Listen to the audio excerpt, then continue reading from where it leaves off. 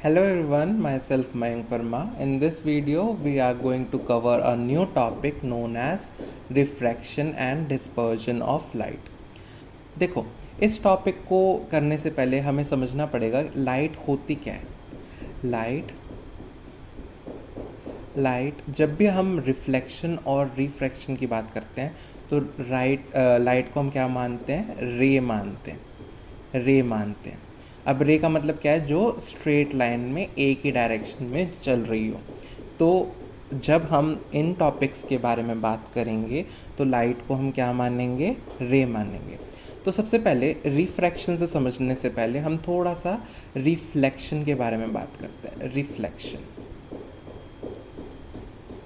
अब रिफ्लेक्शन हमने पढ़ रखा है, एक शाइनी सरफेस होती है, ठीक है, एक शाइनी सरफेस इससे डिनोट करते हैं। अब यहाँ पे एक इंसिडेंट रे होती है जो यहाँ से आती है और ये रिफ्लेक्ट होके इस डायरेक्शन में चली जाती है। तो ये इंसिडेंट रे होती है और ये होती है रिफ्लेक्टेड रे।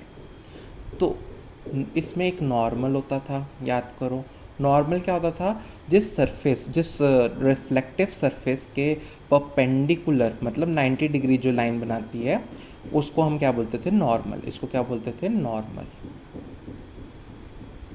और जो एंगल किसके बीच में बनता था, इंसिडेंट रे एंड नॉर्मल के बीच में, उसको क्या बोलते थे, इंसिडेंट एंगल। और जो नॉर्मल और रिफ्रैक्टेड रे के बीच में बनता था वो क्या बनता था, रिफ्लेक्टेड एंगल और एंगल ऑफ रिफ्लेक्शन, ठीक है। अब इस केस में हमने रिफ्लेक्शन में हमने दो लॉज पढ़े थे, टू लॉज जो बहुत पॉपुलर है। पहला लॉ क्या कहता है, फर्स्ट लॉ कहता है, रिफ्लेक्शन की बात कर रहे हैं, रिफ्लेक्शन, ठीक है। रिफ्लेक्शन में पहला लॉ क्या कहता था कि angle of incident is equals to angle of reflection. तो जो ये वाला एंगल बन रहा है वो ही ये वाला एंगल बनेगा, ठीक है। दूसरा पॉइंट क्या था, रिफ्लेक्टेड रे जो कि क्या है, ये वाली रे है, ये वाली रे, ठीक है। Reflected ray, incident ray and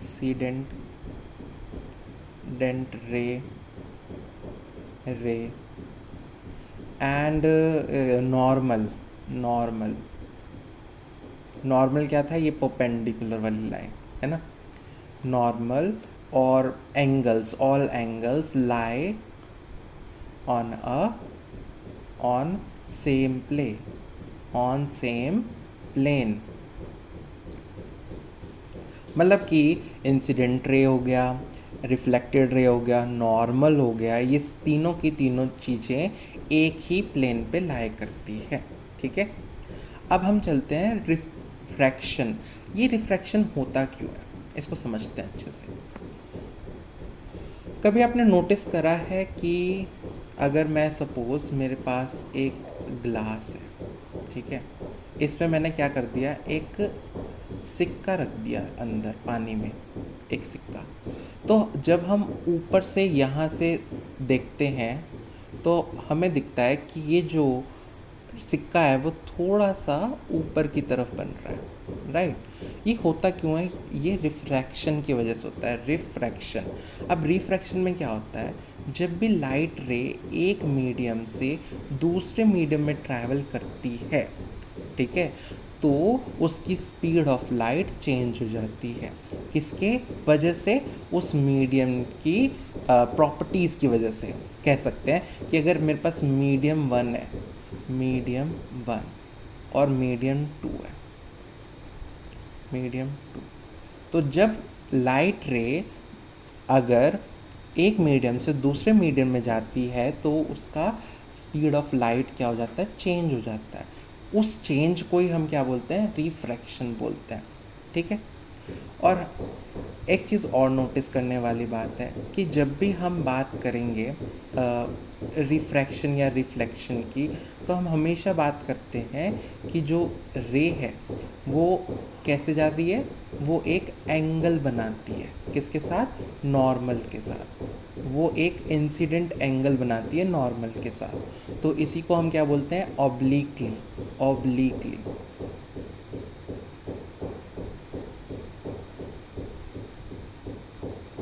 obliquely का मतलब क्या है, किसी एक एंगल पर डालना। क्योंकि अगर सपोज मेरे पास एक मीडियम है, ठीक है, तो मैंने क्या करा, इसको थोड़ा अच्छे से बनाता हूँ मैं। एक मीडियम है मेरे पास, ये मीडियम 1 है और ये मीडियम 2 है, मीडियम 2। अब अगर लाइट रे अगर स्ट्रेट आएगी, ठीक है, तो वो तो स्ट्रेट ही चली जाएगी क्योंकि उसमें कोई चेंजेस नहीं होंगे। तो चेंज देखने के लिए, चेंज को समझने के लिए हमें क्या करना पड़ेगा, उस लाइट को ओब्लिकली उस पर डालना पड़ेगा। ओब्लिकली का मतलब नॉट परपेंडिकुलर, लाइक दिस, कि कोई एंगल बना रही हो, थोड़ी स्लाइटली मुड़ी हुई हो, जिससे हमें पता चले कि रिफ्रैक्शन हुआ है। क्योंकि इस केस में तो हमें पता ही नहीं चलेगा। अगर यहाँ पे स्पीड ज़्यादा हुई, इस डायग्राम में अगर स्पीड यहाँ पे ज़्यादा हुई और सपोज़ यहाँ पे कम होगी, तो उसकी डायरेक्शन तो नहीं चेंज हुई ना, उसकी स्पीड कम हुई रे की। तो उसको ऑब्ज़र्व करने के लिए हम क्या बोल रहे हैं, ऑब्लिकली लाइट को डालें, ठीक है। अब थोड़ा हम समझ लेते हैं रिफ्रैक्शन क्यों होता है। रिफ्रैक्शन होता है change in the speed of light, light की स्पीड के चेंज होने की वजह से रिफ्रैक्शन होता है, ठीक है। अब कॉज ऑफ रिफ्रैक्शन समझते हैं। कॉज ऑफ रिफ्रैक्शन, ये रिफ्रैक्शन होता क्यों है। क्या होता है कि कभी कभार एक मीडियम से दूसरे मीडियम पे जाते हुए लाइट क्या कर जाती है, थोड़ी सी बेंड कर जाती है, ठीक है, थोड़ी सी बेंड कर जाती है। अब वो बेंड हुआ क्यों, क्योंकि इन दोनों मीडियम की प्रॉपर्टीज़ में कुछ अंतर था, तभी तो ये चेंज होगा, ठीक है। तो अब ये बात ध्यान रखो कि रिफ्रैक्शन होता है change in speed of light. और अगर हम बात करें कि उस मीडियम की प्रॉपर्टी क्या है, तो उस प्रॉपर्टी को हम क्या बोलते हैं, डेंसिटी। हम किससे पता करेंगे कि स्पीड ऑफ लाइट किस में ज़्यादा है, किस मीडियम में ज़्यादा है, किस मीडियम में कम है, वो कैसे पता चलता है हमें, डेंसिटी की वजह से। उसको हम क्या बोलते हैं, ऑप्टिकल डेंसिटी। Optical density. तो ऑप्टिकल डेंसिटी होता क्या है, किसी भी मीडियम की डेंसिटी को हम ऑप्टिकल डेंसिटी कहते हैं।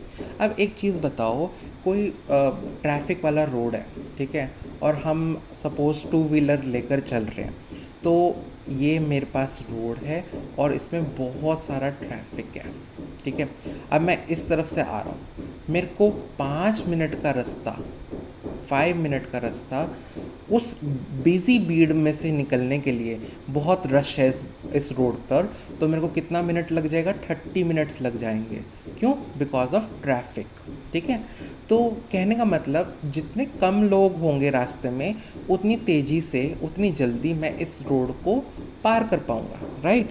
बट अगर यहाँ पे बहुत भीड़ होगी तो मेरी स्पीड क्या हो जाएगी, कम हो जाएगी। तो इससे हम समझ सकते हैं कि अगर किसी की डेंसिटी ज़्यादा है, इसका मतलब क्या है, डेंसिटी का मतलब क्या है, डेंसिटी का मतलब कैसे समझ सकते हैं हम, सिंपल लैंग्वेज में, कि मेरे पास एक बॉक्स है और ये दूसरा बॉक्स है मेरे पास, यहाँ थोड़ा अच्छे से बना देता हूँ, यहाँ दूसरा बॉक्स है। अब मान लो इस बॉक्स में बहुत कम लोग हैं और इसमें बहुत सारे लोग हैं, तो मैं कह रहा हूँ इसकी डेंसिटी D1 है और इसकी डेंसिटी 2 है। तो इसमें डेंसिटी का मतलब क्या है, एक यूनिट एरिया में कितने लोग हैं या कितनी मॉलिक्यूल्स हैं, या किसी भी रेफरेंस में बोल सकते हो, जिसमें डेंसिटी ज़्यादा, वहाँ सेम एरिया में क्वांटिटी ज़्यादा होगी, ठीक है। वो मॉलिक्यूल भी हो सकते हैं, एटम्स भी हो सकते हैं, एनीथिंग। तो density D1 will be less than D2, क्योंकि जो एरिया है वो तो दोनों का सेम है, बट एरिया के अंदर जो क्वांटिटी जिसने ले रखी है वो D2 में ज़्यादा है, क्योंकि इसमें ज़्यादा रश है, तो इसकी density is greater than density 1। तो D1 is less than D2। ये बात क्लियर है। तो लाइट की स्पीड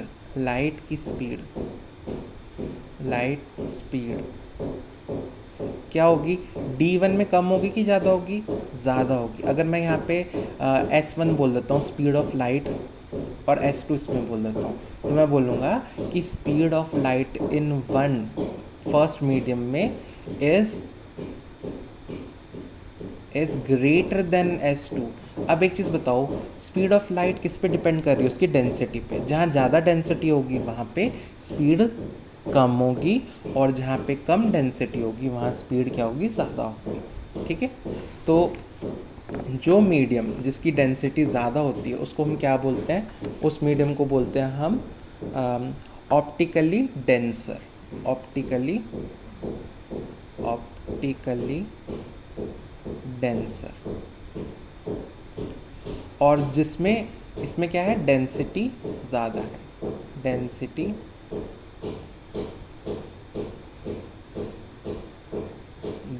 इसमें ग्रेटर है। और ऑप्टिकली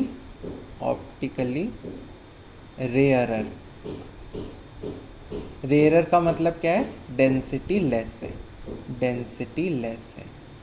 अभी किसके कंपैरिजन में? दूसरे मीडियम के कंपैरिजन में। सपोज मेरे पास एक मीडियम 1 है, और ये है मीडियम 2। अब मैं मान लूँ मीडियम 1 को मैं बोल रहा हूँ एयर है, और दूसरे मीडियम को मान लिया मैंने वाटर। ठीक है, तो मेरे को पता है density of air is less than density of water, क्योंकि सेम एरिया या वॉल्यूम में मैं बोल सकता हूँ कि मास ज़्यादा है, या फिर कह सकता हूँ उसमें क्वांटिटी ज़्यादा है सेम वॉल्यूम के अंदर। तो एयर हैज़ डेंसिटी, इसको D1 कर दो और इसको कह दो D2।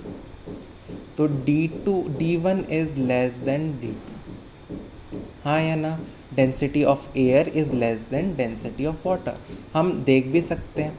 And speed of light in medium 1 will be greater than speed of light in medium 2। तो दोनों के कंपैरिजन में ऑप्टिकली डेंसर कौन है? वाटर है with respect to air, and air is optically rare with respect to water और second medium. ठीक है, ये क्लियर है।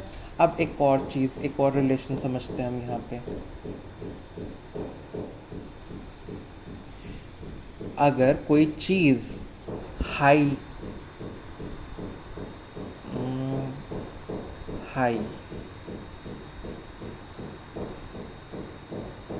हाई ऑप्टिकल डेंसिटी, किसी ने बोला इसकी हाई ऑप्टिकल डेंसिटी है, इसका मीनिंग क्या हुआ? इसका मीनिंग हुआ ऑप्टिकली डेंसर मीडियम। ऑप्टिकली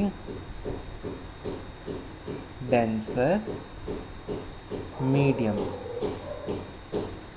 ठीक है, और अगर कोई मीडियम डेंसर है तो यहाँ पे क्या होगा? Lower speed of light. ठीक है, और यहीं पे अगर मैं बोलूँ लोअर ऑप्टिकल डेंसिटी, इसको दूसरे पेन से लिखते हैं। अगर मेरे को आया लोअर ऑप्टिकल डेंसिटी, ठीक है, तो क्या होगा इसमें? इसका मीनिंग होगा optically rarer medium. Optically rarer medium. और जो जिसकी डेंसिटी कम है उसके अंदर स्पीड क्या होगी? ज़्यादा होगी। तो क्या बोलेंगे? High speed of light. ये बात क्लियर है कि नहीं? तो मैं कह सकता हूँ एक शॉर्ट फॉर्म में कि डेंसिटी, या डेंसिटी की जगह ऑप्टिकल डेंसिटी लिखना सही रहेगा। Optical density is inversely proportional to speed of light. ठीक है, अगर ऑप्टिकल डेंसिटी ज़्यादा होगी तो स्पीड ऑफ लाइट क्या होगी, कम कि ज़्यादा। अगर ऑप्टिकल डेंसिटी ज़्यादा होगी तो स्पीड ऑफ लाइट भी, यहाँ पे लिखा है ना, अगर ऑप्टिकल डेंसिटी ज़्यादा होगी तो स्पीड ऑफ लाइट भी कम होगी, ठीक है। अगर ये ज़्यादा है तो ये कम है, और ये कम है तो ये ज़्यादा है। अगर ये ज़्यादा है तो स्पीड ऑफ लाइट क्या होगी, कम। और अगर ऑप्टिकल डेंसिटी ज़्यादा होगी तो स्पीड ऑफ लाइट क्या हो जाएगी, कम। मतलब इन्वर्सली प्रोपोर्शनल। अगर ये ज़्यादा है तो दूसरी क्वांटिटी कम हो जाएगी, एंड अगर ये कम है तो दूसरी क्वांटिटी क्या हो जाएगी, ज़्यादा हो जाएगी, ठीक है। क्लियर है ये चीज़? ओके, इसको मैं बॉक्स में बना लेता हूँ, ये इम्पॉर्टेंट है। चलो अब हम थोड़ा और आगे चलते हैं। अब हम चलते हैं रिफ्रैक्टिव इंडेक्स। रिफ्रैक्टिव, इससे पहले मैं थोड़ा बता देता हूँ कि कितनी स्पीड होती है। अगर मैं मीडियम यहाँ लिख देता हूँ, मीडियम और speed of light, speed of light, और ये कौन सी वैल्यू है, ये अप्रॉक्सीमेट वैल्यू है, अप्रॉक्सीमेट वैल्यू है। थोड़ी रेडी बन गई, ठीक है। पहला मीडियम है मेरे पास वैक्यूम,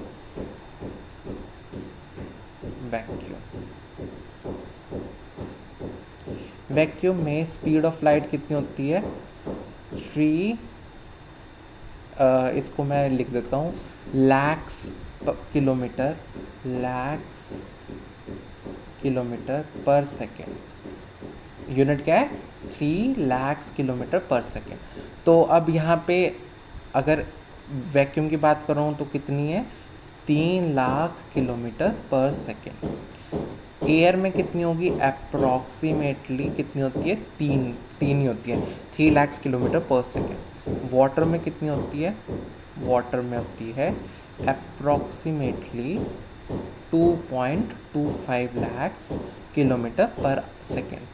एंड ग्लास, अब इस ग्लास, कौन सा ग्लास है, ऑर्डिनरी ग्लास है, साधारण सा ग्लास है, उसकी अंदर light of speed of light कितनी होगी, उसमें होगी अप्रॉक्सीमेटली 2 के बराबर, 2 lakhs किलोमीटर पर सेकेंड।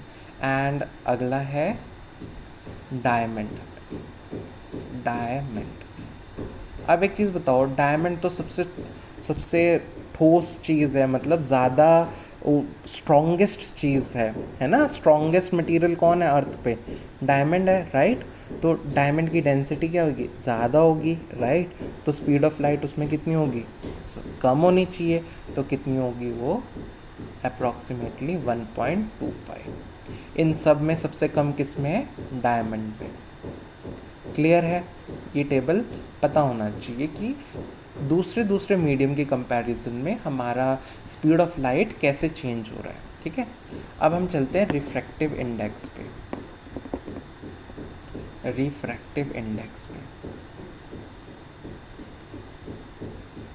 रिफ्रैक्टिव इंडेक्स, अब ये होता क्या है, रिफ्रैक्टिव इंडेक्स सिंपली होता है कि बेटा हमको डायरेक्ट तो वैल्यू पता नहीं होगी सबकी, सारे मीडियम्स इतने सारे, ऑयल है, ऑयल में भी अलग अलग टाइप हैं, olive oil, refined oil, water में भी अलग अलग, carbonated water, salty water, normal water, और एयर में भी जिसमें ऑक्सीजन की क्वांटिटी ज़्यादा हो, XYZ, देयर वेरियस मीडियम, ठीक है। तो उसको डायरेक्ट वैल्यू निकालने से तो हमको बहुत दिक्कत होएगी, तो हमने क्या इंट्रोड्यूस करा यहाँ पे, रिफ्रैक्टिव इंडेक्स इंट्रोड्यूस करा। इसको हम किससे डिनोट करते हैं, म्यू सिंबल से। इसको क्या बोलते हैं, म्यू, ठीक है। अब म्यू होता क्या है हम समझते हैं। ये रिफ्रैक्टिव इंडेक्स होता है रिलेटिव रिफ्रैक्टिव इंडेक्स, मतलब दो मीडियम में स्पीड ऑफ लाइट की हम रेशो निकाल लेते हैं। अगर मैंने बोला relative refractive index of medium 1 with respect to medium 2, तो क्या होगी speed of light in medium 1 upon speed of light in medium 2 m2। तो इसको क्या बोलते हैं, म्यू। तो होता क्या mu, it is a ratio of speed of light in two given mediums. ठीक है, और अगर हम मीडियम्स के बारे में बात करते हैं तो हम मीडिया भी बोल सकते हैं, इन गिवन मीडिया। ठीक है, एक चीज़ बताऊं, अगर हम सिंगल मीडियम की बात कर रहे हैं, जैसे मैंने बोला सिंगल मीडियम की बात कर रहे हैं, तो मैं बोल सकता हूँ अगर ये मीडियम 1 है, तो मैं इसको मीडिया भी बोल सकता हूँ, मीडिया। तो सिंगुलर फॉर्म है ये, तो वो ये भी मीडिया भी बोल सकते हैं, मीडियम भी बोल सकते हैं, कोई चक्कर नहीं की बात नहीं। और हम स्पीड को कैसे रिप्रेजेंट करते हैं, ऐसे वी शेप में, v1 अपॉन v2। ठीक है, क्लियर है, या v1 अपॉन v2 ऐसे कर लो, v1 अपॉन v2। ठीक है, अब हम समझते हैं इसको क्या बोलते हैं, रिलेटिव रिफ्रैक्टिव इंडेक्स। अब हम निकालेंगे absolute refractive index, absolute refractive index. अब एब्सोल्यूट रिफ्रैक्टिव इंडेक्स होता क्या है, एब्सोल्यूट रिफ्रैक्टिव इंडेक्स होता है जब हम किससे कंपेयर करते हैं, वैक्यूम से, speed of light in vacuum से कंपेयर करते हैं, तब उसको क्या बोलते हैं, एब्सोल्यूट रिलेटिव इंडेक्स। इस म्यू एम लिख देते हैं नीचे एब्सोल्यूट बताने के लिए, और ये इसका फॉर्मूला क्या होता है, speed of light in vacuum upon speed of light in given medium, in the given medium।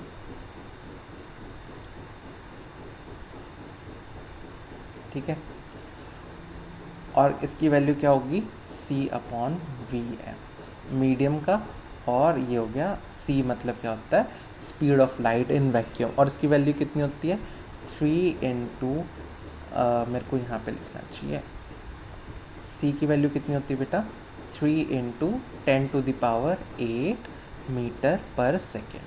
ठीक है, ये होती है c की वैल्यू। क्लियर है, अब इस म्यू से हम क्या समझें, इसको μ2 μ1, इसको हम क्या बोल सकते हैं कि μ1 with respect to μ2, speed of light in medium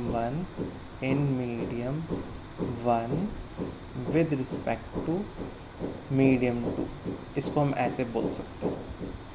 ठीक है, अब इसकी वैल्यू से हमें क्या पता चला, देखो बेटा, अगर इसकी वैल्यू ज़्यादा होगी, ठीक है, अब सपोज़ मैं कोई फ्रैक्शन लिख देता हूँ कि 1/2, दिस वैल्यू में numerator is smaller than denominator, right, तो डिनोमिनेटर की वैल्यू ज़्यादा है, ठीक है, और न्यूमरेटर की वैल्यू कम है। क्लियर है ये बात, और इसकी वैल्यू क्या है, लेस देन 0।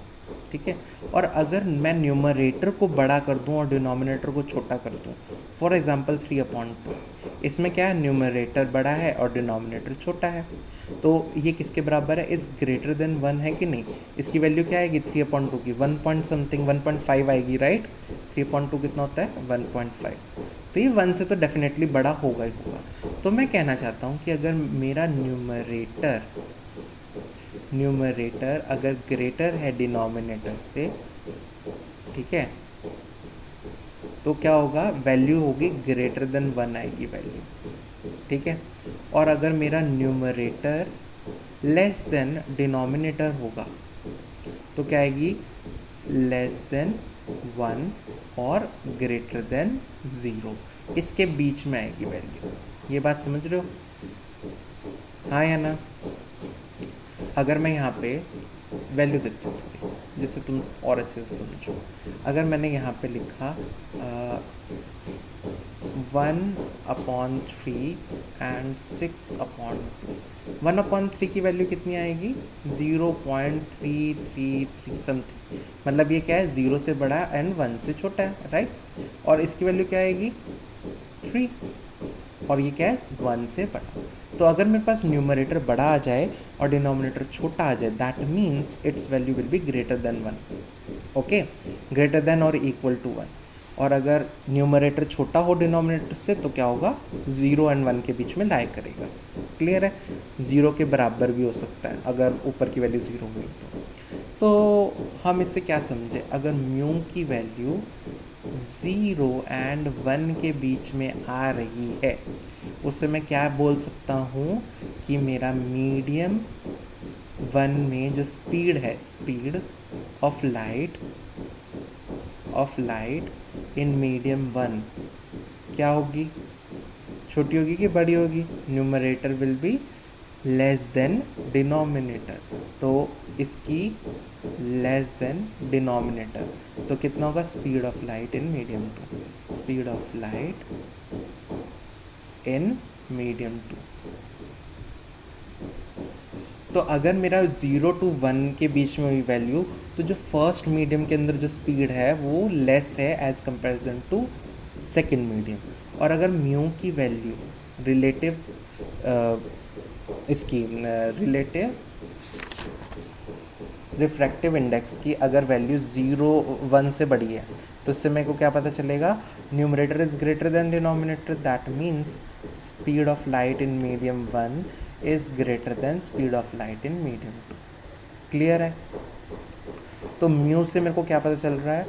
दोनों मीडियम के बीच में कंपैरिजन पता चल रहा है कि उनकी डेंसिटी के अंदर क्या रेशियो है, क्या उनकी रिलेटिव रिलेशन क्या है उनकी डेंसिटी का, या स्पीड ऑफ लाइट का, उनके मीडियम में स्पीड ऑफ लाइट का जो कहते हैं ना, कंपैरिजन करने में इजीनेस दिलाने के लिए हमने ये टर्म, कौन सा टर्म बताया है?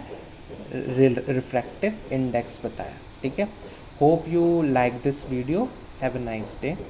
Thank you.